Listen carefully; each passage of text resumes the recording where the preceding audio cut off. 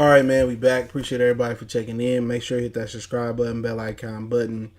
I had to restart it because I don't know, the stream was tripping. So hopefully we get a better stream this time out. So we in here. Make sure you hit that subscribe button. Make sure you share the videos, man. And I'm gonna keep putting it down. Don't forget, once again, we on Facebook, Instagram, Twitter. All the links are in the description of every video I do. If you need to reach out, if you have a business question, inquiry, sponsorship, a video request, or you just want to chop it up, get at me on social media for real. I'm always down to talk business, or if you got a channel and you trying to start a channel, I'll try to help you out to the best of your abilities. But today we're gonna be breaking down Detroit Lions schedule, and I kind of briefly go over what I already went over in another video, in the first video, which I'm gonna delete that when I'm off of here. And one thing I noticed that the Lions had the sixth toughest schedule in the National Football League, and one of my boys pointed out that how the good teams had a weak schedule. You know what I'm saying? And let's talk about it. Once again, don't forget you can check my other channel out, Goodfellas Sports TV, for more sports, music, news, and entertainment. We'll make a donation, Cash App, PayPal, inscription. Best way to donate is to share the video. But the Lions have the sixth toughest schedule, just under 53%.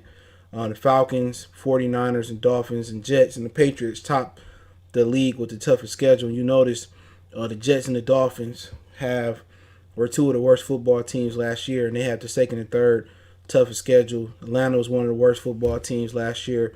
They, fifth toughest schedule, and this percentage goes by the win percentage of their opponents in 2019. Now, we know that can definitely change, because we got good opponents that go to bad opponents. We got good ops that go to bad ops. We got good ops that go to bad. We got bad opponents that turn good. We got good opponents that turn bad, and we got some opponents that say the very, very same. The Ravens have the weakest schedule terms win percentage off of 2019. They are just under 44% at 43.8. The Cowboys have the third weakest schedule they playing. So the bottom five is from worst to best. The Ravens, Steelers, Cowboys, Browns, and Redskins. The Kansas City Chiefs, the defending Super Bowl, is in the middle of the pack with the 18th toughest schedule at 50% even. And it just seems that the Lions really can't catch a break, and it's really turning to the point where Patricia gonna have to really work a miracle this year, and they're gonna have to really rely on some of they draftees, especially the guards, because they got a tough schedule this year, man, and real tough. As far as percentage, and the NFC North is one of the toughest divisions in football. I mean, people need to realize that's a really tough division. But let's talk about the list. Hold on 1 second. All right, they open up at home versus Chicago. Probably be fans, probably won't be fans. Then they go to Lambeau and play the Green Bay Packers early on. It's always good to play the Packers early on versus them playing them in the snow. The very next week, they play the Arizona Cardinals. The third week, we at Arizona. It seemed like they are an extension of the NFC North. We've been playing them every year, it seemed like, for a while. Then I think the next week they go into the New Orleans Saints. We at home versus the Saints. That's a tough football game. Then I think we got a bye week, the 6th week, and then we go to Jacksonville. That was supposed to be in London. Jacksonville was supposed to have 2 London games, and I think they may even move there. But with the COVID-19, it'll be in Jacksonville. It might be a little bit warm there, depending on how the weather play. The next week, they go into play the Atlanta Falcons. We play the Falcons at 1 p.m. Then November 1st, we play the Indianapolis Colts 1 p.m. And then we at the Vikings very next week at 1 p.m. So no primetime games yet. Redskins, they come here. Then the next week, November 22nd, is the Carolina Panthers. And then we there. And then we at home versus the Houston Texans for Thanksgiving, obviously. The very next week, we at Chicago. It's going to be cold. And then Green Bay comes here the next week. And then We had the Titans December. It might be a 19th or 20th. It's a flex game to be determined. And then we got another to be determined flex game the next week versus Tampa Bay. They here, and then we close the season out at Minnesota. So Minnesota closed the season out at Ford Field. So it's a tough schedule. You can't just tally up the wins and losses. If you tell me if Nick Foles go down early in the season, don't you feel good about your chances versus Chicago with Trubisky at the helm? And you may feel even good about your chances with Foles at the helm. Foles have, failed to be successful outside Philadelphia his whole career. So, that's a very winnable game. Come week one, that's a critical game to show that the Lions are turning, the corner with Patricia. Remember, Patricia, all 11 projected starters are his players. And the majority of, Jim Caldwell and Tom Lewan and Mark Mayhew players have been overturned.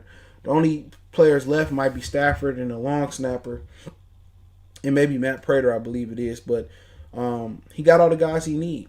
You look at the defense. You look at Trey Flowers, Shelton, Hand, Collins, Tavai, Jones, the safeties, Walker, Herman, or Will Harris, the DBs, the kid from Ohio State, Jeff Okuda, Justin Coleman. And then, probably going to be Desmond Trufant. All 11 football starters on the defense are all Matt Patricia guys. So, he got his players there. He don't have Damon Harrison complaining about playing the 3 technique, which was some of the most idiotic things I've ever seen. It's to ask a 320, 30, 40, 50-pound man to play the 3 technique. Darius Slay and Quadre Diggs gone. Glover Quinn gone. So, these are all his guys. And then they go into Green Bay the next week. It's always good to go to Green Bay when ain't no snow falling down on the ground. So I'm not even mad at that. But they're a tough football team. Have they really improved from last year? A lot of people on paper, they probably know. They probably got worse. They didn't bring back their middle linebacker. They didn't get Aaron Rodgers an extra weapon to play with. They brought in a rookie tight end. They was looking for a number 2 receiver next to Devontae Adams, which I don't understand. It was a whole bunch of receivers on the board. They took Jordan Love, and Rodgers has never had didn't have many first round receivers he thrown to. So, Adams needed a toy on the side of him. And had they added another significant player on the opposite side of Devontae Adams, the Packers could have been dangerous. But what they got to do is they got to solidify their interior. They got to stop the run better. They can get after the passer, but they just can't stop the run. But that's been a bad matchup for the Lions. Off the strength where the Lions can't run the ball. So Lions, even though Green Bay historically had sorry run defenses, the Lions' run game has been so sorry that it didn't really matter. It made Green Bay defense look good. And you going up to Green Bay with that crowd and after getting cheated last year, you're actually going to need to actually run the ball a lot better. And can DeAndre Swift help in that department? Yeah, but what's going to be the major factor about the Lions winning these games is going to be running the ball and protecting Stafford. And that's going to start off with Darrell Bevel. That's going to start off with Stenberger, the rookie, Jonah Jackson, whoever started off at guard, and how good Big V is. If Big V come from Philadelphia and he can't hold up in pass protection, or he ain't really opening no holes or sealing the ends on the run game side of things, a lot has to go right amongst that line for the Lions to be successful in this division versus Chicago and Green Bay. Home or road. They have to open up more holes. They have to protect Stafford. And you count on 4 guys that have to have a big year. Taylor Decker, he pretty good in the past, but he can't open up the run holes. So you asking him in the contract year to come in and ball out real hard. Then you asking 2 rookies probably to come in, and Stenberger and Jonah Jackson, and assist Ragnow in the interior of the defense and step up fast. And then you asking Big V from the Eagles to come in and dominate the right side where Rick Wagner wasn't able to dominate last year. So a lot got to go right. And if one thing go wrong, let alone multiple things go wrong across that line, and they don't protect Stafford, they can't open up no holes, Stafford ain't going to make it, he ain't going to make it. And I find it funny that they didn't put a lot of draft picks or a lot of free agent stock into alignment. They didn't go out there and try to get a veteran guard. You know what I'm saying? They didn't go out there with their first round draft pick and try to get a left tackle prospect that could play right tackle. They didn't do those things. I felt that they should have drafted the tackle that the Jets took out of Louisville and played right tackle, and then eventually next year when you get rid of Taylor Decker, probably he can kick in and play left tackle. That's what I was pretty much counting on the Lions to do. But they took the cornerback, and people was happy with them taking the cornerback that high. But when your quarterback coming off a broken back, and your history with the Detroit Lions have been we can't open up run holes and we can't protect Matthew Stafford, then I think they got it wrong. Even if they had to take that kid or they took the other kid that the Giants took high, I think offensive line should have been a priority. But maybe Bob Quinn got it right. Maybe Big V is the future at right tackle in the present. Maybe Stenberger and Jonah Jackson solidify the interior. But you asking for a lot of things to go right with a guy that struck out on the offensive line to begin with. He struck out with Decker. He struck out with Lang. He struck out with Rick Ragnar. Graham Glasgow was gone. I felt that they should have re-signed Graham Glasgow. They should have at least done that.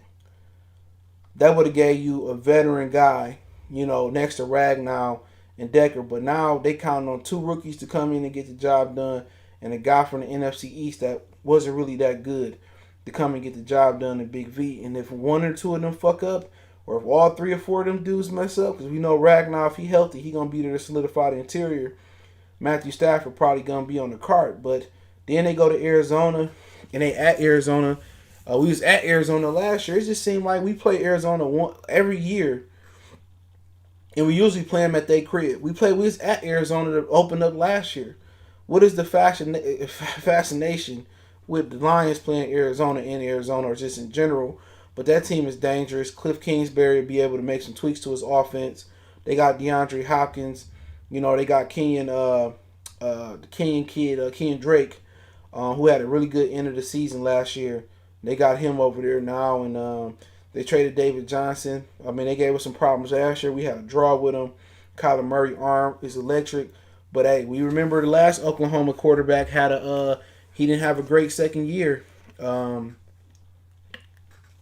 Baker Mayfield. So could Kyler Murray be in a situation where he have a sophomore slump, and Matt Patricia get a second time to see him, and I don't think he gonna make the mistake of laying back and letting them beat you. But the difference this year is, I think DeAndre Hopkins is gonna be the difference. So you gotta account for him.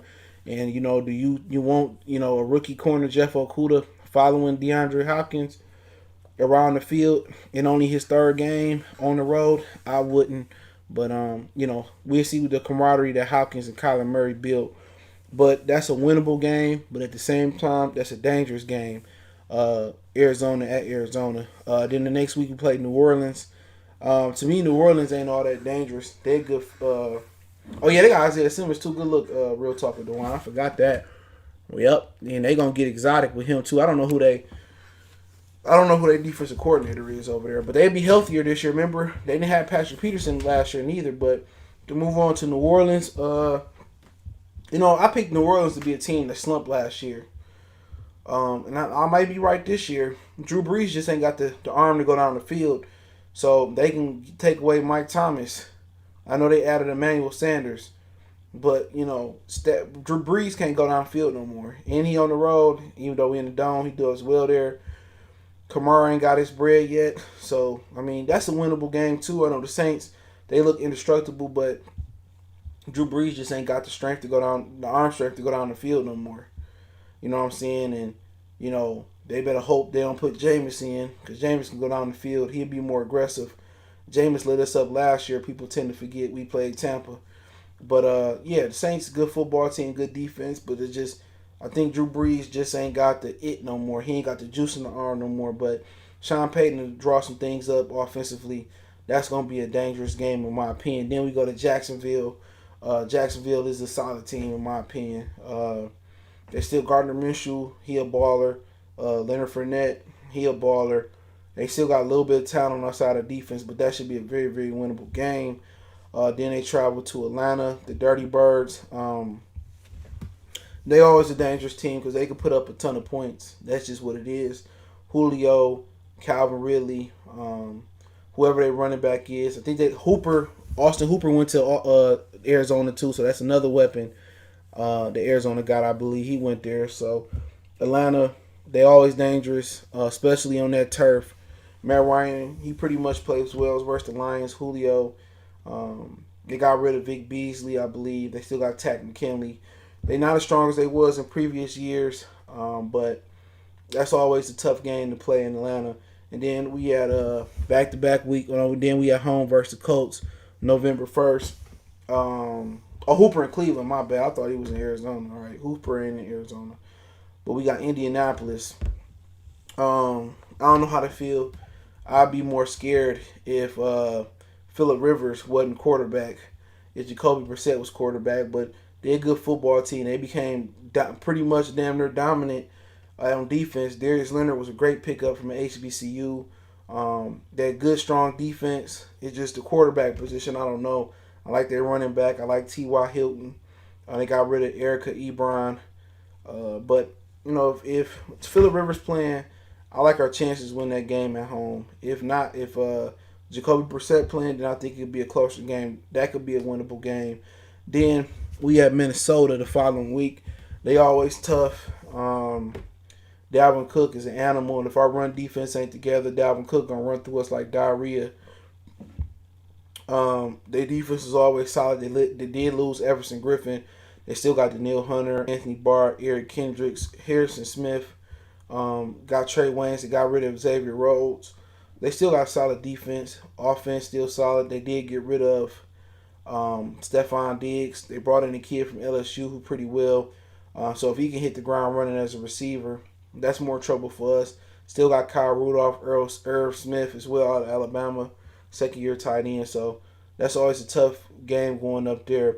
But if they can fill that void from Everson Smith on that line, they're going to be deadly still. That's another team that we can never run the ball on, and they got amazing pass rush in Minnesota.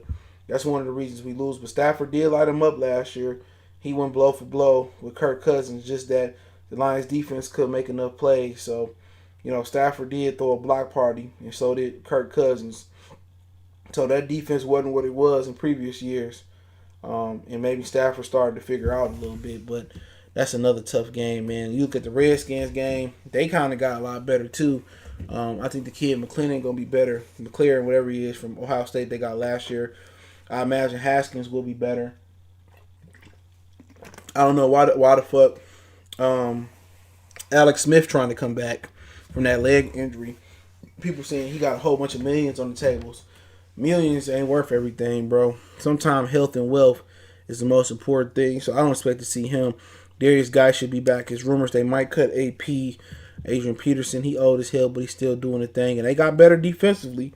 That D-line is a fucking problem. Chase Young, Montez Sweat, Deron Payne, Jonathan Allen.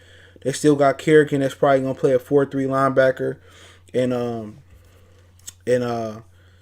Ron Rivera's system. So he got some safeties that he wants, so that's going to be a tough game. Luckily we at home, but Chase Young, Sweat, ain't out Deron Payne and Jonathan Allen. The Redskins D-line, if it live up to the bill, Stafford going to have to get that ball out of his hands pretty quick. Carolina, we there. Good football team still. Don't know how the coach will be. They still got Christian McCaffrey, who is like, shit. He's an excellent running back. He may be the best running back in the league. They got Teddy Bridgewater. So we'll see where they go from there. They don't have Ron Rivera defense no more. So it's a team that doesn't scare me as much, but Christian McCaffrey is always scary because you got to count for him in the run game, not only outside the tackles, but in between the tackles and in the passing game. Bridgewater, I've just never really feared Bridgewater. He's more of a bus driver, game manager. If Bridgewater put up 30 points on you, you need to be fired. You know what I'm saying? He said Christian McCaffrey overrated. Christian McCaffrey is not overrated. Christian McCaffrey is the absolute fucking truth. But we'll see what he do without Cam next year, man. Christian McCaffrey can play. For real. That motherfucker won me a whole bunch of money in fantasy last year. The next week we play Texans on Thanksgiving. Deshaun Watson here.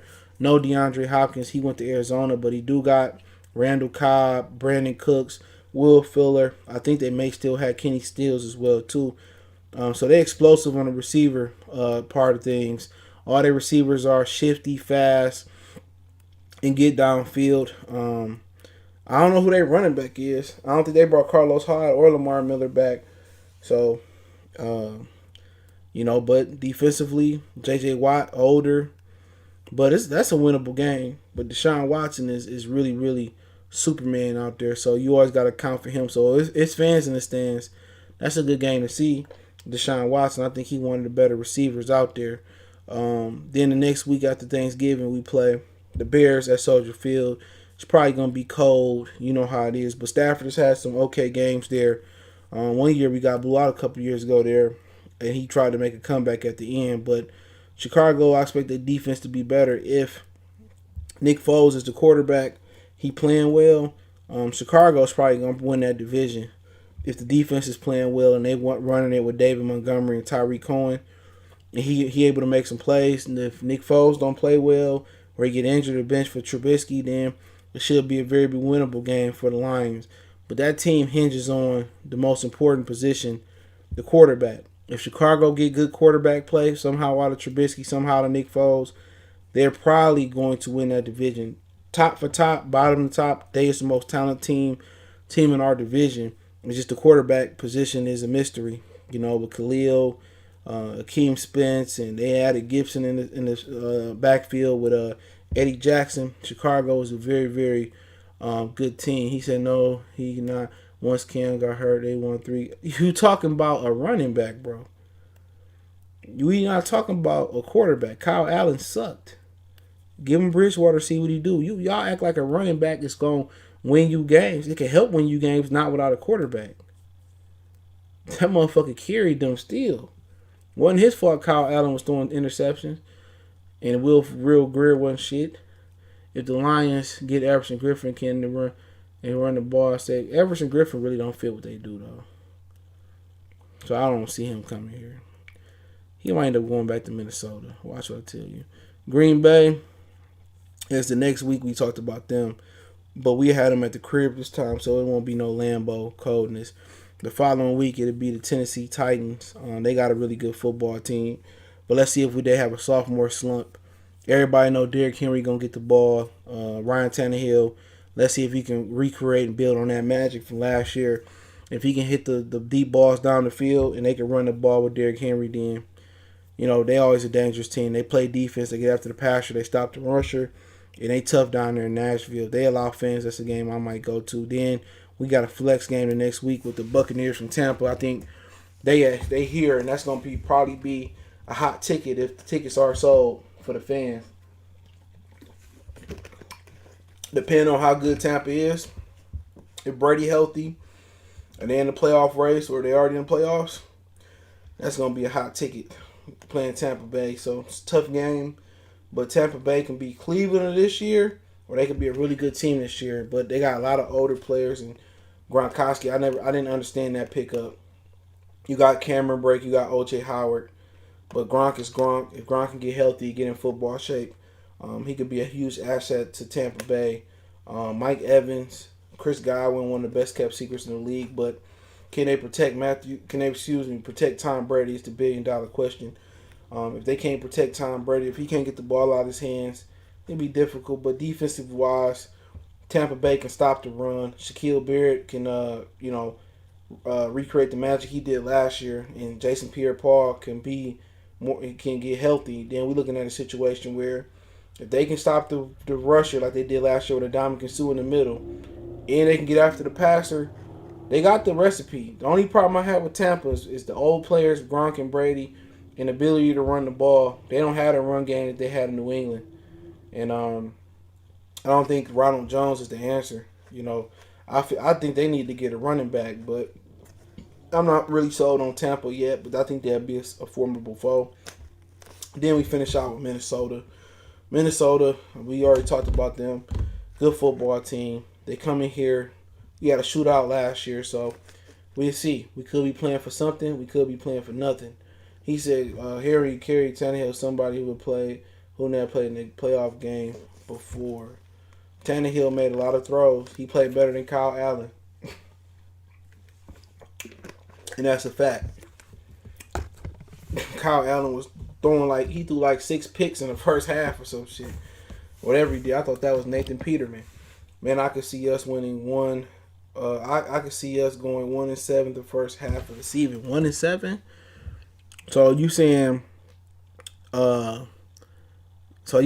that they can't beat the Cardinals, they can't beat Chicago week 1, they can't beat Jacksonville, they can't beat Atlanta, they can't beat the Colts. Like I said, they can at least win 3 games in the first 7. Let me see. Oh, the first 7. Hold on. Or the first 8. Oh, you mean the first 8? Half of the season? I can see them winning 3 games. Colts ain't shit because of the quarterback position. The Falcons ain't shit. The Jaguars ain't shit. Arizona, that's a trap game. I ain't gonna lie. Chicago, if they don't get the quarterback play, that's a winnable game. We played them tough both times last year without Stafford, so we'll see. A lot of things can happen if we get into the season and Chicago quarterback go down, Trubisky starting. I think you're looking at them different. Aaron Rodgers go down and Devontae Adams go down. You're looking at them funny. It's hard to count games right now. It really is. That's why I don't do it no more until the week of the game. Anybody can go down. The Cardinals can definitely beat us. They can. But you think Cliff Kingsbury going to be able to switch his offense up a lot? He don't run the ball. The air raid offense only got like 12 plays in it. That's all I'm saying. You expect, NFL teams got to look at the offense again. They also got another look at Kyler Murray, what he can and what he can't do. Like I said again, Matt Patricia already was able to get an eye on him. So he should be able to throw a game plan out there. So I wouldn't be like everybody swore Baker Mayfield was going to be the real deal going into year 2. Kyler Murray could, what's up, Luke G? Salute. Y'all go check his channel out. Kyler Murray could, have a slump. It's a lot of assuming on this damn schedule. That's what I guess this is what it's about. Drew Brees, he don't have an arm no more. So don't be surprised if Jameis don't spell him at some point in the season. Gardner Minshew, he a good quarterback. I think, year 2 it might be look different for him. He might look trash. Kirk Cousins got extension. He ain't shit. Minnesota lost Stephon Diggs. They lost Everson Griffin possibly. They lost Xavier Rhodes. You know what I'm saying? Come on. Stafford threw a block party on them last year. Indianapolis, am I scared of Phillip Rivers? Absolutely not. Atlanta lost a lot of talent too. Not scared of them neither. Like I said, Drew Brees here, he don't have an arm no more. Kyler Murray in the Arizona Cardinals, everybody get a second look at the air raid offense. Aaron Rodgers, 36 years old. How many times he been hurt in his career? In Chicago, they the most talented team in the division if they got quarterback play. Right now, Nick Foles ain't been shit outside of Philadelphia. I remember he won me my fantasy league when he threw like 12 touchdowns. You know what I'm saying? That's way long time ago. So it's a lot of assuming. He said the Colts got 2 running backs and he got a kid from Wisconsin. And I always mess his name. I call him Melvin Mack, but I believe his name is Marlon Mack. But they still got that sorry ass Phillip Rivers. He ain't got no arm no more. Phillip Rivers used to have a good, solid arm, but these quarterbacks that never had the strongest arm, like Phillip Rivers and Drew Brees, they ain't got no arm no more. You will scare me if you tell me like Jacoby Brissett was coming in there a little more. But Colts got a strong defense, but the quarterback play trash. So did Los Angeles Chargers had a good running game. Elker, what's his name? And they had Melvin Gordon. Phillip Rivers just can't throw the ball no more. He said, I think most of these games come down to head coach. Oh, no, it's going to be more than the head coach. These games going to come down to Bob Quinn, baby. They got to come down to the Matt Patricia, his defense, and he got all the guys he want. It's going to come down also to if they protect Stafford. And they're able to open up holes for the running game. If them rookie guards come in and do their job and Big V do their job, and Darrell Bevel figure out how to get the ball to his tight ends and able to run it, and Patricia called a good defensive game, it's good. It comes down to a lot of things. Stafford health, the rookie guards, the rookie corner, come down to if he going to blitz more. It's a lot of different shit it come down to. because they treated the offensive line like a St. Vincent de Paul couch. If Stenberger and Jonah Jackson, they come and do the job in the interior and Big V hold it down, and they able to open some run holes up, then you win. That's a good thing. But Patricia got to do something different defensively, man, as far as being exotic. Then don't forget the special teams. I think we all do forget the special teams. We done lost games off punters, kickers, kick returners, not making tackles. This new special teams coordinator, bro, we can't forget about him because the last one we had was straight trash. So it always comes down to the three phases, but protecting Stafford and open up run holes and what Patricia do as far as new defensively, you can see a situation where, like Benjamin Frost said, they do go 1-7. You can see a situation where they a little bit more 500 above 500. If they go 1-7, I predict that they gon' fucking fire Patricia ass. Let me see. He said, hopefully Bevel's offense is so good we win in spite of Patricia's defense. That only happens if they run the ball. No matter how good the passing game is, you can go up 21-0 in the first quarter, 30-something. But if your defense giving up points and your offense don't run the ball to chop the clock down, it don't matter. So they have to run the ball regardless. That's the number one thing they got to do other than protect Stafford. He said, I think we definitely can see us coming out 0-4. That's the major possibility. 0-4, I don't see that happening, bro. Chicago is at home. They not that scary, bro. Chicago ain't just beating the shit out of us. They beat us that one time at Soldier Field. But Chicago don't scare me. They don't. They lost one of them Georgia boys over there. They did Gibson, Eddie Jackson, though. But they don't scare me. We beat them motherfuckers like 3 straight years in a row. They don't scare me. Unless you tell me they signed a quarterback like Cam Newton, then I'm scared. Chicago don't scare me. Green Bay, we played them tough with Stafford last year. They don't scare me. If you can stop the run and I don't get why Seattle didn't fucking double Devontae Adams. That's the only guy they got out there. I'm not worried about Jimmy Graham. Well, he gone now, but if Jimmy make plays, Jimmy make plays. Aaron Jones, can he replicate what he did last year? The big back they got, A.J. Dillon, he big as hell. But rookies are rookies. But they didn't give him another weapon on the outside. So I'm not scared of Green Bay neither. Y'all act like we didn't play these teams close last year with Stafford. It can go either way. Arizona, you can look for a rookie slump from Kyler Murray. People didn't see the air raid offense. You know what I'm saying? They got better on paper, but let's see. Training camp injuries happen. Then we got virtual, all this other shit going on. See, come in shape. New Orleans, I'm telling you, that team is trajecting downwards because the quarterback don't have an arm. He old as shit. People talking about Tom Brady. Drew Brees, he ain't even getting no mustard. He can't throw 20 yards on a consistent basis by the time they get to week 8.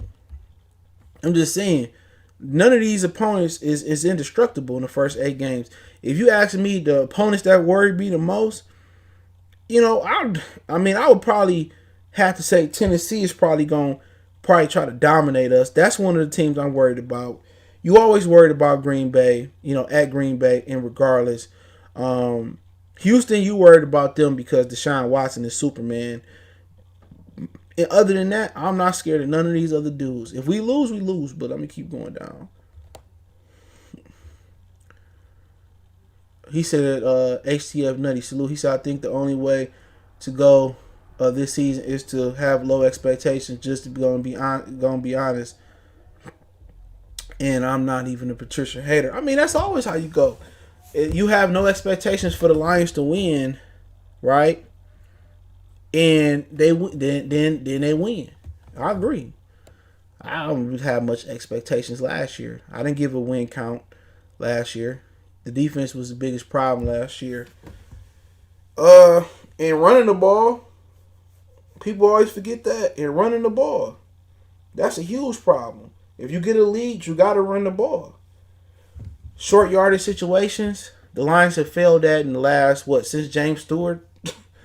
Red zone situations get tight for Stafford down there in itty-bitty windows off the strength that, he don't have a running game. So the running game, to me, is always going to be the Lions' biggest problem until they fix it. But the defense is just bland. You call them 3 rushers, you call them 4 rushers, no stunts, nothing exotic, no blitzes. It's straight man defense. You know how hard it is to go straight man, 2 men under, robber, nothing exotic. That's hard to do. You know what I'm saying? You got to call cover 3, cover 2, Tampa 2. You got to cover 4. You got to call something different. He just stuck in his ways. Patricia, you're probably right. It's probably going to be the biggest integral part to the success. Can he change his ways? You know, for a dude that's aggressive, he has a beta male mentality on defense. I don't believe in Patricia. I don't think anybody does, but we'll see if he can switch his ways. Devon Raff said 4-12. He said Chicago scared if we can't protect Stafford. That is true. Khalil Mack, Akeem Spence, Danny Trevathan. I forget which boy they let go. Was it Roquan Smith they let go? They kept Floyd. I can't remember which one they let go. I get them Georgia boys mixed up. But yeah, But Daryl Bevell make it a little bit more comfortable because he understands play calling. He's not going to call no 5 steps in the hitch or 7 steps for Stafford. And also, we ain't talking about the rookie, the second-year player, T.J. Hawkinson too. He can be a huge guy that can help in the run game and seal the outsides and down block and all that good stuff. The game's got me worried. It's Cardinals, Bucks, Titans, and any team that can run the ball. Well, shit, you talking about teams that can run the ball? Talking about Green Bay, Arizona, New Orleans, Jacksonville, Indianapolis, Minnesota, Carolina, in Tennessee. So it depends if they can stop the run. But yeah, any team that can run the ball, mobile quarterback, it scares me. He says, I don't know why people are scared of the Bears and Packers. They say the Vikings are a free win. They don't know the history of our team, and the Vikes spank us every season. Yeah, we had a shootout with them last year, but they got some changes going on there. They got rid of Xavier Howard. He wasn't shit though, or Rose, excuse me. They got Everson Griffin may or may not come back. So it's a change coming over there. The offensive line not that good, but we don't have a pass rush. At least last year we didn't. But Dalvin Cook is an animal. You talking about the best offensive threats in this division? Dalvin Cook, outside the quarterback. Even with the quarterback, outside of Rodgers, it's Dalvin Cook. Dalvin Cook is the number one guy, second guy in the division, and he's a fucking animal. There ain't nothing I can say about him, man. You don't want the guy to do well versus the Lions, but you can't help but to like his running style, man. Good player. I think he's one of the best I think he's the most skilled player in the division. If I had to do a ranking about the most skilled position players outside of the quarterback, he would be number 1 easily. You know what I'm saying? And number 2, that'd be tough. I do think Kenny Galladay is probably one of the better ones, but Adams, Robinson, I think David Montgomery is gonna have a breakout season too this year if Foles can get some production. So you got some good skill players in this division, man. Just telling you that right now. He said Solo Mo said they for sure not starting on 4. They started off on 4, bro. And they going into Jacksonville. If they lose versus Jacksonville, Matt Patricia might as well pack his bags. Tell you that shit right now. So what you got the record being? Oh, I don't predict no more. I don't predict. I predict the week of the game. I'm not doing that shit no more. I didn't do it last year. I'm always wrong.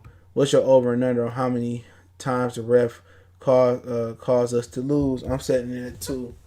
I thought you were going to say call holding. I ain't blaming him. I don't know. It's always those close games we lose in, but if I had to give you just a win total, I think they can win this schedule. I'm going to be real. I think this might be a 6-7 win team, maybe. But like I said, it's hard to predict, man, because you got a lot of old motherfuckers, man. You got a lot of what if on here. What if Nick Foles or Trubisky can step up? What if Rodgers can stay healthy? You know what I'm saying? And Green Bay can stop the run better. What if Cliff Kingsbury, didn't change, or If Kyler Murray gonna have a sophomore slump like Baker Mayfield, can Drew Brees, does he still got it? Jacksonville, is Gardner Minshew is the truth or he a fable? Atlanta, you never know with Matt Ryan and Julio. Indianapolis, quarterback position. Other than that, I think they got a potential to make a long run if they solidify the quarterback position. Minnesota, you know what I'm saying? Kirk Cousins, he got his money. Does anything change? Does the defense change? We're losing Griffin and Xavier Rhodes. I mean, Washington got a great front four. Teddy Bridgewater and a new coach down there, Matt Rule, do some good things to Carolina. Deshaun Watson, does he got enough? Offense, we're losing DeAndre Hopkins. Chicago, once again, Green Bay, Tennessee, we know what they're about. Is Tom Brady old or not? So it's a lot of what if stories, man. They let go Trevathan. Oh, damn. Oh, Floyd gone. Okay, so they still got Roquan Smith. Atlanta and Jacksonville are losable since they're back-to-back away games. Yeah, I think Jacksonville still got a little bit of talent left, but I heard they might be moving to London. Mike salute. They might be moving to London. That's why they had scheduled them 2 London games this year, because either them or the Chargers was gonna move to London. With this COVID-19, they might have just bought Jacksonville 2 years. But they definitely a team that could be moving to London. It's because the Chargers were probably moving because, one, they don't have a fan base, and two, they wasn't paying their half of the bill for the new stadium in LA. The owner just that cheap. He said they started out 0-4. He need to be set on fire and let the fans stub him out. Damn. I mean, it can happen. We are the Lions. It can happen, but week 1 should set the tone, though. We should see what we working with, man. It's just exciting, man. I heard SEC football starting back up, too. So, hopefully we get some fans in the stands. I know they may not open the casinos till 2021, so, Gretchen she doing what she need to do to protect people, but, you can't really regulate who all got masks on in the 60, 70,000 seat stadium. But, the COVID-19 gonna ramp back up, in flu season. And then I think it's just all a conspiracy to get people to get that vaccine. I ain't getting that shit. I'll tell you right now. I ain't fucking with Bill Gates and his vaccine, but I didn't go down to Ford Field last year. I went the year before. But I do want to go to a couple Michigan games this year, if that's possible. I do. He said, no cap, I don't see more than 5 wins on the schedule. Will Burton. But what you got to understand is injuries happen too. You know what I'm saying? So that's why it's hard to bet the over and under. Yeah, you made some good points about the DB, bro. He says Chargers screwed themselves. Puma say moved away from all their fans. Yeah, I'm surprised they didn't try to move them to San Antonio. The Raiders tried to move there and Jerry Jones didn't let it happen. He asked that shit. So the Raiders was eventually gonna move to San Antonio. But Jerry Jones was intimidated. Al Davis groomed him. And the Raiders brand would have took over Texas. See, they weren't worried about the Oilers or the fucking the Texans. But the Raiders bothered them because the Raiders are probably the only one of a few fan bases that can rival Dallas. It's probably Pittsburgh and the Raiders, overall. And also it's talks about an NBA team moving to Las Vegas. So Vegas got a hockey team, a football team. That stadium looked dope too. And they possibly going to get the Phoenix Suns to move to Vegas. You got the Memphis Grizzlies. And that's fucked up because Seattle want a basketball team up there. And David Stern took their basketball team after promising them another team. They moved to Oklahoma City Thunder. So I hear that the Suns could be the team to move to Vegas. Memphis is a team. It's another team out there as well too. So don't be surprised if Memphis, the Suns, or I forget the other team, move to Vegas. But the Suns been rumored to move to Vegas for a long time. You know what I'm saying? And I know a few hardcore Phoenix Sun fans, they wouldn't be happy. And I know a lot of people up here moving down to Arizona. So he said, I got us 7-9 based on opponents when we play. They did no favors for the Lions. No, they got the opponent schedule, strength of schedule from last year. The Lions have the sixth hardest schedule at 52, just under 53%, 52.5%. Only team scheduled tougher than ours than the Falcons, the 49ers, the Dolphins, the Jets, and the Patriots have the hardest schedule at 53.7% win percentage of 2019. The Ravens have the easiest schedule in the league. The bottom five is the Ravens, the easiest, Steelers, Cowboys, Browns, and Redskins, the defending champions, have the 18th toughest schedule at 50%. So, yeah. Seahawks for Zatumbo, they got a just under 51% at 14. So, yeah. The Ops, they did us no favors. Us, the Jets, the Dolphins, and the Lions and Falcons based off last year got fucked raw. So, yeah. He said, I don't know why people saying on for the first 4 week Cardinals and shit. If we lose to the Cardinals, we go on 4, we might as well give up for season. Cardinals improved. They did got Isaiah Simmons. They do got DeAndre Hopkins. They do got Kenyon Drake, who played outstanding last year at the end. But I just don't see the air raid offense working. I just see this being a Chip Kelly type of offense, man. I don't see it working, bro. I think, Patricia get a second look at it. He should be able to cook something up. Fitzgerald, that nigga gotta get old at some point. I think I got Fitzgerald in my top 5 receivers of all time. I think I say Jerry Rice is number 1. And then I would go Terrell, Larry, Randy, and I don't know who the fuck at 5. I say Calvin for what the hell. But we'll see. I don't just see the air raid. They don't run the ball enough. It's not enough pro style in the air raid. Or the air raid like 12 plays. They gonna just flip half the plays, make 24. They don't believe in running the ball. That's why David Johnson had to leave. So I just don't believe in the air raid offense at all. If that mattered, Mike Leach will have a fucking championship in college, right? They improved a lot. Don't get me wrong, but it's hard to get all that snap together first year. Yeah, the Cardinals got better. We pretty much stayed in place. So you don't think the Lions got better? I mean, it depends. They did revamp the line. I mean, if it worked, it worked. I mean, you also getting Deshaun Hand back if he stay healthy. I think a lot of their defense is predicated on him getting, some pressure. I like Collins. I like Okora. I like Tavai this year. Always liked him. Since he started playing, I liked him. Who else they got? The back end is I do not like Desmond Trufant. He is so ass. But I like Amani Orakwe.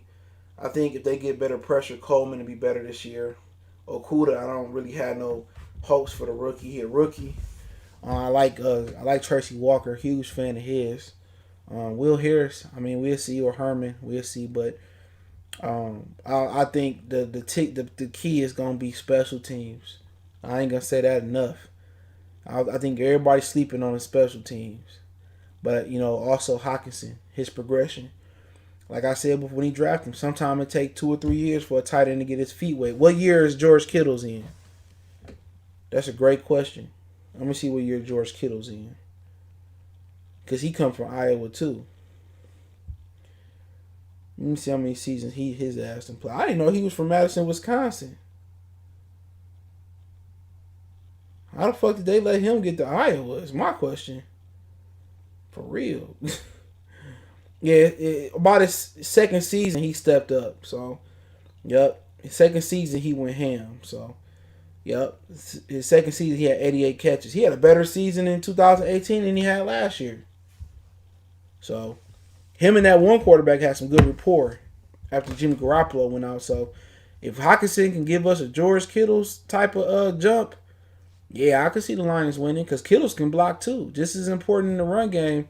In the passing game, he important in the run game. So, if Hawkinson can give us that type of performance, if he can step up and control the middle of the field, and they can kind of implement Marvin Hall in there a little bit more, I can see them winning, making the playoffs as Hawkinson step up and they can run the ball. And Patricia can call a better defense. He said, yeah, the Cardinals got better. Okay, I see it. He said it takes a year or two most of the time. Hopefully the Madden curse hits the Ravens. Easy schedule. Get the fuck out of here. Luke say not on defense they didn't get better. Offense they yes they got better. You talking about the Cardinals? Tracy Walker will be sweet with Jo. Wish we still had Slay. Yeah, Walker fucking problem. They called that bullshit on him last year. Didn't he get a personal call? He was going for the pick in the green. I hate Green Bay just based off that game. I really didn't hate him before because Brett Favre. I used to love Brett Favre and Sterling Sharp. I like some of the players, Antonio Freeman, Dorsey Levens. You know, I used to like some of they because I used to like the way Brett Favre played. But after that shit, man, that shit. I didn't watch no more talk football show. I didn't watch none but Pro Football Talk in the morning. I don't watch NFL Network because that shit suck. It's too feminine for me. I think Schrager. I think he like. I don't think he like girls. Whichever one is the fruity one. But after that game, I ain't watch ESPN. I ain't watch Undisputed no more. I ain't watch none of that. Oh, get over it. They always telling Detroit to stop crying and get over it. Lions defense didn't get better than me. Offense did. I mean, they got better because they all gonna listen to Patricia. They got all his guys there, but you get rid of Slay, you get rid of Diggs, you get rid of Harrison. You say it's a Okudah upgrade over Slay? I don't think so. Not yet. Maybe down the line. You say it's Tracy Walker or Herman an upgrade over Diggs? Nope. And you say is even though how bad Damon Harrison played last year, is Shelton an upgrade? I say no. The only way they get better is they got a fully healthy Trey Flowers. They got a healthy they got a healthy Deshaun Hand. Tavai make a jump. Jamie Collins, he come in and do what he need to do. He older. Walker take a jump. Coleman take a jump. And I don't see Desmond Trufant being much anything. But if Marnie Rockley can come in, and he can come in and solidify, him and Okudah going to be nice for a long time. Two long, athletic corners, young. So, yeah, obviously when you lose your two or three best defensive players, I don't see them getting better neither. But I don't see much depth behind Danny Shelton either, or Deshaun Hand. I don't see much depth at all. That's what scares me. But, we'll see what happens. Collins should ball so hard, and our linebackers were ass. Yeah, him and Tavai solidified for sure. They solidified. And he could play all three. Inside, weak, strong side, 3-4 outside linebacker. He could play some end. Tavai is the guy Tavai and Hawkinson, the two guys I'm focusing on for this year. Them the two guys I think that's the going in Hand. If Hand provides the twitchiness and stay healthy, they should be all right. But, more than personnel, it's going to be schematically. It's going to be drawing some stuff up to create pressure or the illusion of pressure. And if Patricia do that, defense might perform better. Collins, he said that game has to have the worst officiating ever. Yup, Walker, Trey. Like, dude, I would punch one of them referees. That's crazy. He said carry on unless a fumble out of bounds. Man, that game got off to a bad start, but it was a good start. When Galladay couldn't run away from Jair Alexander, I knew when they kept kicking field goals, they was going to fuck us. So we had to blame ourselves for kicking field goals. Same thing happened to the Saints 2 years ago versus the Rams. They got cheated at the end off the PI call, the one that made them review personal fouls, pass interference. But if the Saints just would have scored touchdowns, they would have won the game. Nicholas, this off topic, but have you checked out Glover Quinn's YouTube channel? No, what's the channel? I know he did an interview with Dion ass. Let me know what his channel is. Or drop the link in there. I'm gonna check it out. He gonna get his revenge against Arizona. I have a weird feeling Swift is gonna impress a lot of people. Well, I'm not going off preseason. Remember Amir Abdullah did all that fancy shit? You know what I'm saying? Yeah, slide. He was doing the side baby. He was sliding and juking everybody and come to regular season. This motherfucker couldn't hold on to the ball. But I like Swift. The last 3 Georgia running backs or 4 Georgia running backs that came out. We talking about Gurley, Chubbs, Sonny. Yeah. They've been producing some good running back. Nick Chubb's a fucking beast, bro. Man. Nick Chubbs is an animal. He's strong, and I think a lot of teams were scared of him because of his knee injuries, bro. But Nick Chubb's a fucking animal, bro. Do you think Javai starts? He better start. He better start. GQ channel, the DB room. Okay, I'm about to get that now. Give me a minute. Give me a minute. 1 second. He said Saints and their fans love making excuses for losing and protecting can't win the playoff game. Yeah, Drew Brees be getting his ass fucked up. Drew Brees get away with a lot of shit. I like Drew Brees, bro, but him and Sean Payton be choking like a motherfucker, bro. I got it. Cool. Real talk. Them motherfuckers be choking like a mug, bro. I ain't gonna lie. But Javai still should start. I got some questions I'll answer real quick. I want to download Mortal Kombat on what's that, Game Pass. I play for that shit every month. They get me every month before I cancel it.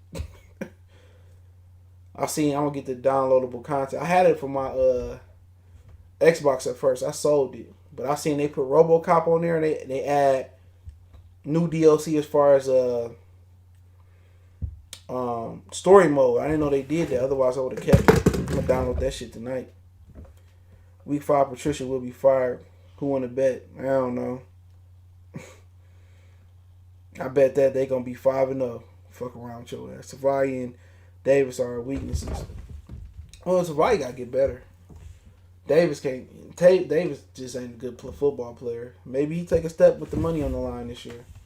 Breeze be choking, not Peyton. Shit, Breeze has had top 5 teams the last 3 years and no Super Bowl appearances, but Goff and Jimmy G do.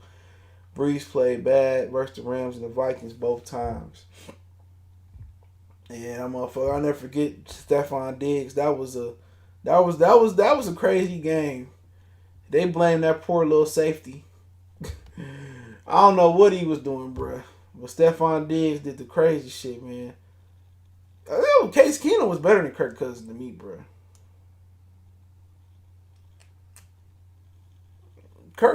Case Keenum was a straight fucking baller for them that year. He had one bad game versus the Eagles, and they overpaid Kirk Cousins, and they just extended that bum. Kirk Cousins is garbage. He been garbage since Michigan State. So at least the Saints make the playoffs. We can't even make shit. I mean, you ain't lying. Look at the talent they got, bro. They got hella talent, and Sean Payton he's like 1,000 times better head coach than Matt Patricia. The battle with Bill Parcells tree. Man, Mike Thomas so unguardable, bro.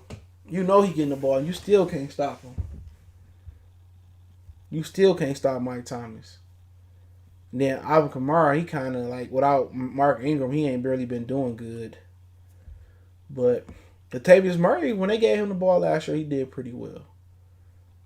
Especially when Kamara was out. So I just don't think Murray and Kamara mix like Ingram and Kamara mix. You know what I'm saying? But hey, depends. Any more questions? I do want to see. I do want to go. If they here, I do want to go to that game. But Drew Brees just don't got the arm no more. I don't think he can strengthen him. Remember, he injured his shoulder in San Diego. Then they drafted Phillip Rivers, and it kind of worked out for him. But he got a Super Bowl win.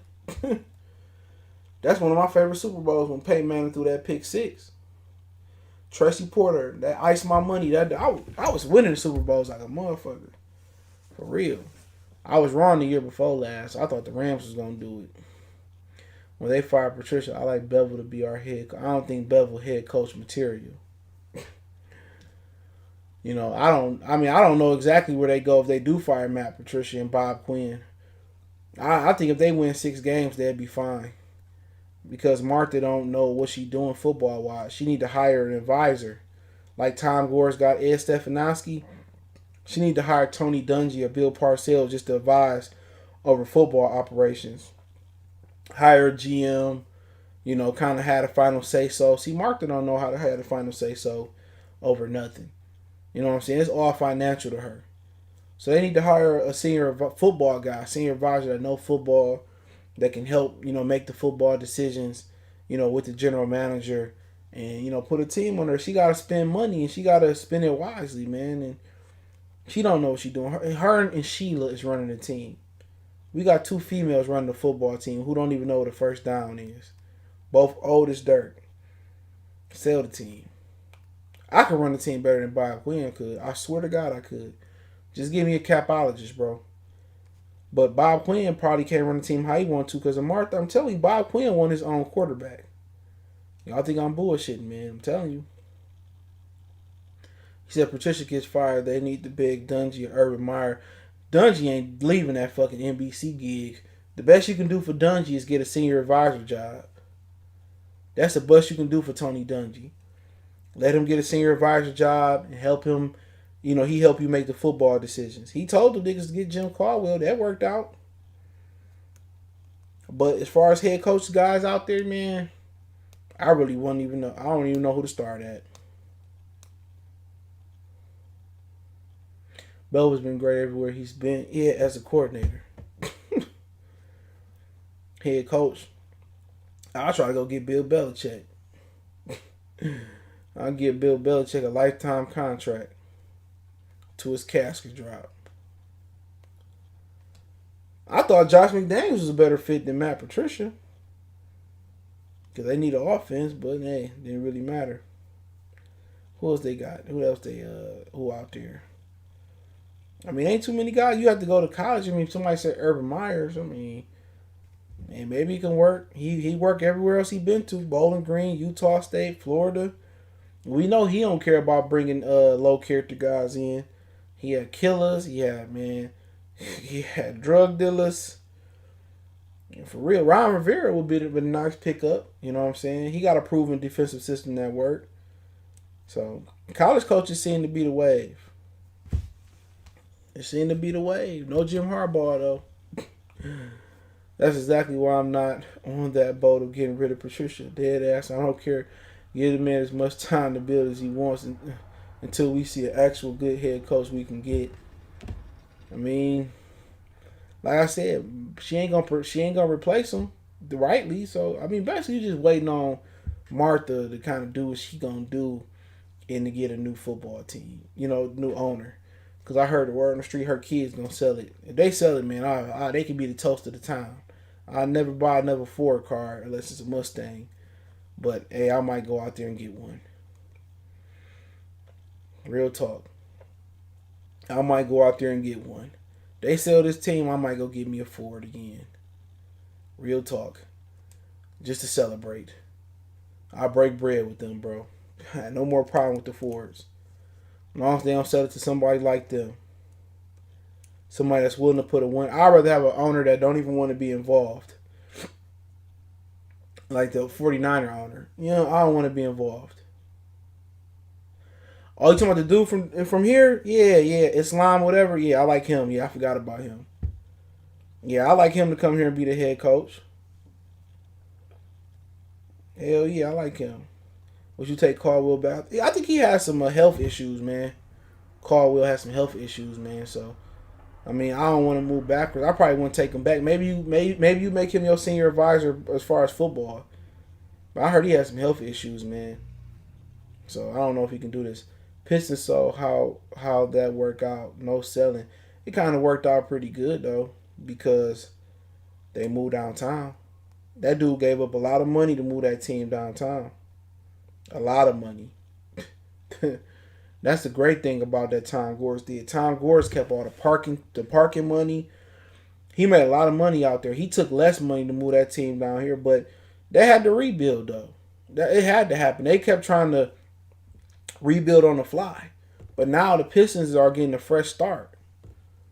They got a $40 million under the cap. In 2 years, Blake Griffin, $40 million, $36 million come off the cap. The Pistons in one of the better. They probably got in the best position to be successful out of all the teams. I don't really follow the Red Wings no more, so accept them. But they're in the best position right now.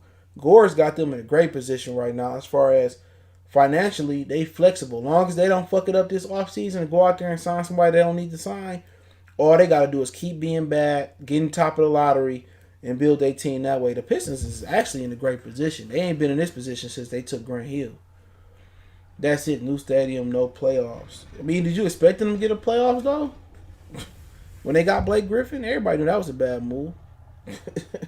Ray Charles knew that was a bad move. If they didn't trade for Blake Griffin, ain't no Kawhi and Paul George in L.A. Doc Rivers took them for suckers. For real. He took them as suckers. They're in a great position. About time they're downtown because we're not in Auburn Hills no more. I used to go out to Auburn Hills and make it a trip. I used to go to Great Lakes Crossing, Pontiac. I used to out there all day. Selling that's an answer. We need a head coach. Selling is the answer with the Lions. Trying to tell you that is the answer. You can't compare the Pistons. The Pistons in a good position right now, financially. You can't compare us to the Lions. Everybody knows since 1957, since Martha Ford took over. Since the Fords took over, they ain't won nothing. Before that, the Lions was a proud franchise. They won like 10 or 11 teams that got 500 wins in NFL history. Let that sink in right now. It's Martha Ford. Martha the one that want them to keep Stafford and don't give them no competition and cuddle Stafford. I guarantee you Martha Ford is making them keep Matthew Stafford. I bet my last dime on it. Martha is holding this team back. She don't know what she doing football wise. Bill Ford. Let me just tell you this right here before I get off. Bill Ford was approached by Bill Parcells to take over the franchise, right? To get rid of Millen. You know, he said no. He let Millen talk. I'm gonna tell you how dysfunctional this franchise is. He let Millen talk him into stand in position. 10 years later, Millen comes out on Sports Illustrated last year and tell whatever many years it was with Peter King and said, I didn't know what I was doing. This, that, and the third. Come on, bro. He talked Mr. Ford into keeping the job. Long story short, Mr. Ford fired Matt Millen and promoted Mayhew and Lewan. People thought Mayhew and Lewan was new. No. Mayhew and Lewan was helping him make picks like Charles Rogers over Andre Johnson. That's a fact. So, an 0-16 football team, you supposed to clean house. Mr. Ford gave Lewan and Mayhew a promotion. So, technically, the Millen era never ended until Bob Quinn got here. And don't forget, Martha didn't know what the fuck to do even when she hired Rod Wood. It's about hiring somebody. The NFL helped the Lions hire Bob Quinn. And then Bob Quinn brought Matt Patricia in. That's it. Martha Ford, the Fords are the single biggest problem with the Lions, and everybody know it. The same, did you know they kicked Mr. Ford out the factory? Because he was getting into, people business and stuff. And plus, he's a fucking racist. That whole family's a fucking racist. Go read about how that family was hiring the mob to beat up on their employees and how they was paying the white employees more than the black employees. That Ford factory, a lot of bigotry there. When they saw people thought it would be better. At the end of the day, Bill Davidson was a good owner. He won championships in Tampa Bay, he won championships in Detroit. But, the only way the Pistons was going to get better if they started over. Not building on the fly. That's how you win in the NBA. If you're not LA, Boston, teams like that, you have to build it on the fly. Every team that move.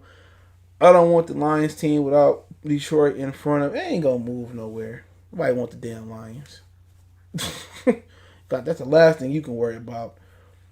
The owner of the LA Clippers is from Detroit. Sell him to are you talking about Steve Ballmer? Yeah, he just bought the MSG actually own the new Forum. He's tearing it down, building a new one. So that's a possibility, And you know what? He just spent all that money buying that stadium from Madison Square Garden, the LA Forum. He tore it down. Did you know he's one of like 7 owners that's made $238 billion since the coronavirus started from March 18th to April 15th. 7 billionaires have grossed over $238 billion since the pandemic. Jeff Bezos has made $1 billion in under a month. Steve Ballmer have made billions of dollars since the pandemic started. And you think Jeff Bezos gave any of his employees money? No. They picking in outside his house talking about take care of your employees. He made $1 billion like that under a month or around a month. And he can't give his team no money. Come on, it's crazy out here, man. Billionaires are still making billions. Meanwhile, people got to worry about if they getting evicted. People got to worry about, where their next meal will come from. And then we got got some workers out here that's upset going back to work next week in the factory. They not upset because of the coronavirus. People playing that role. They just want to keep getting unemployment and they don't want to go to work. That's selfish. What about the people that actually need unemployment? That's jobs still non-essential. People took they motherfucking they fucking stimulus check and buying Jordans. Like, what the fuck? Buying PlayStations. Shame on you. Oh, they deferred my rent. Let me just kick game real quick.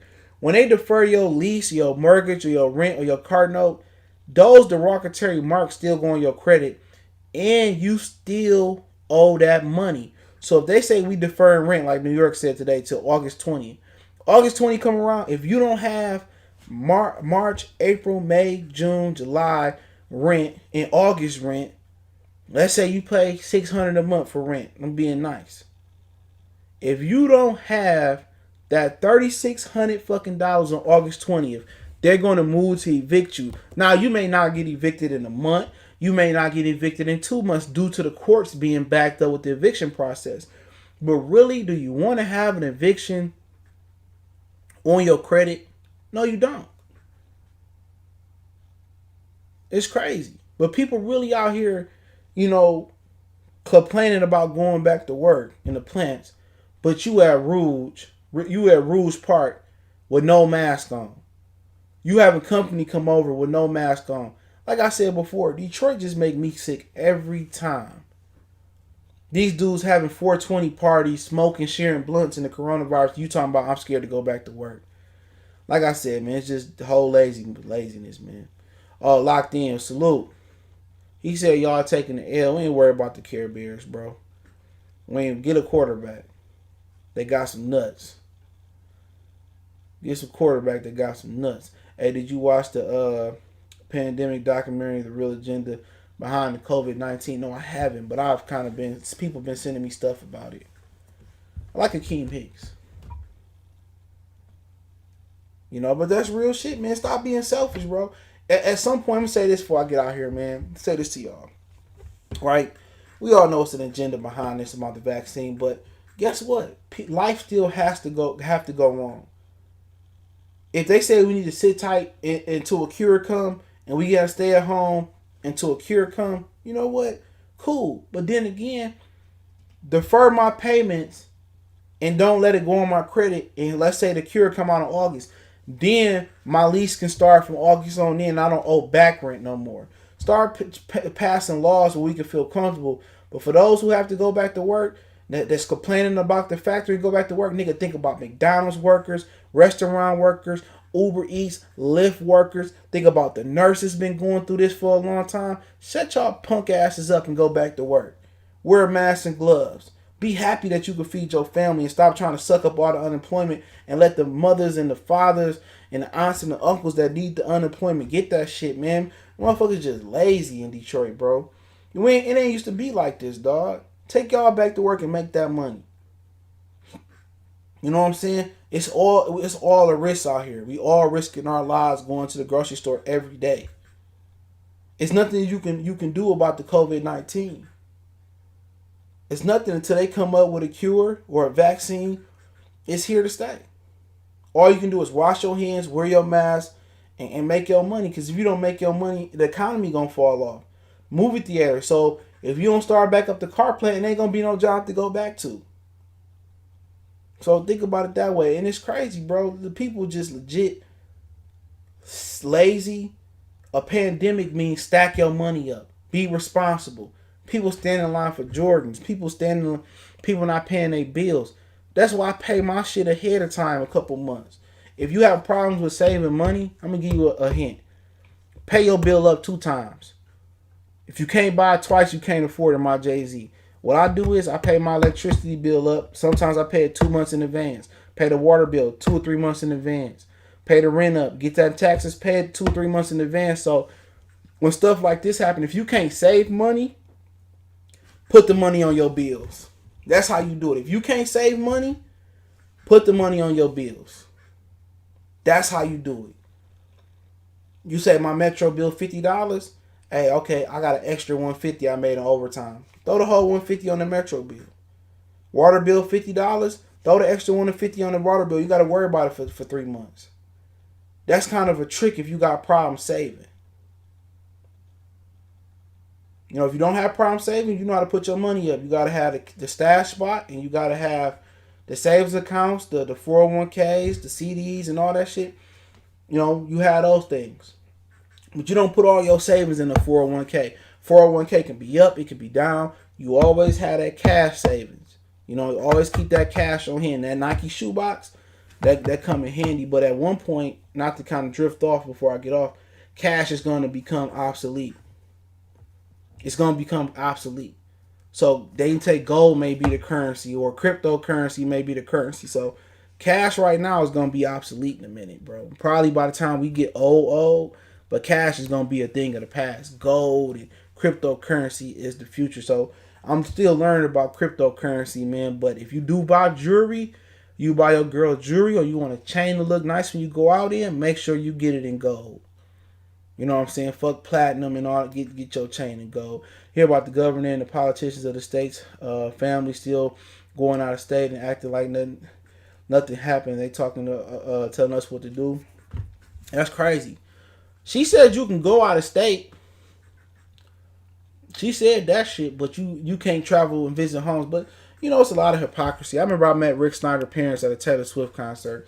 Don't ask me about what a Taylor Swift what I was doing there. I was actually working the Taylor Swift concert. It actually was pretty dope. She's a talented artist. Jay-Z said the best financial freedom is the only hope we need to learn to invest. Yeah, invest. You know, you got stash now. You got stocks and bonds. I know my boy, he was in the military. He learned how to, you know, he got with his financial advisor. I can't remember what he was in. It's like 10 years ago. And he invested in Nike. And every like quarter or whatever, he was getting fat checks from Nike. You know what I'm saying? And, you know, that kind of put me on game as far as investing. But also investing in yourself is another thing to do. You know what I'm saying? Invest in yourself. You know, come up with an idea. You know what I'm saying? Even if you got to work Lyft to buy yourself a house, the housing market supposed to drop by 45%. If you go around in Detroit land banks got houses for nothing, bro. If you good with your hands, or you know a person that's good with their hands, land bank got hella houses, bro. Nice houses, you know, you can fix up, and you can hire a management company to rent them out for you, or you could just live in it. You know, you ain't gotta pay. If you living in Detroit and you ain't on a land contract, or you ain't buying, or you ain't bought your house outright, you doing it wrong. Nobody really should be renting a house in Detroit unless it's in like Rosedale, or unless it's in like wherever the Maguvian mansion was at, that little area, you know, or a nice area. You shouldn't be renting. No, you shouldn't be renting. You should be buying it. Real shit. You should be buying it. You know, there's a lot of properties out here, man. Just reach out to me on Twitter or Facebook, Instagram. I'll send you the website. It's a lot of property. Even Monroe, it's just acres of land for nothing. You know what I'm saying? For nothing. So, you know, yeah. Poor people play the lottery. Rich people play the stock market. That's a great term. Facts. But yeah, let me get out of here, man. Versatile, I see you. What's going on? Ducky, I see you talk your junk. I'm going to come back on and do some more stuff. You could pop your shit about the Care Bears, man.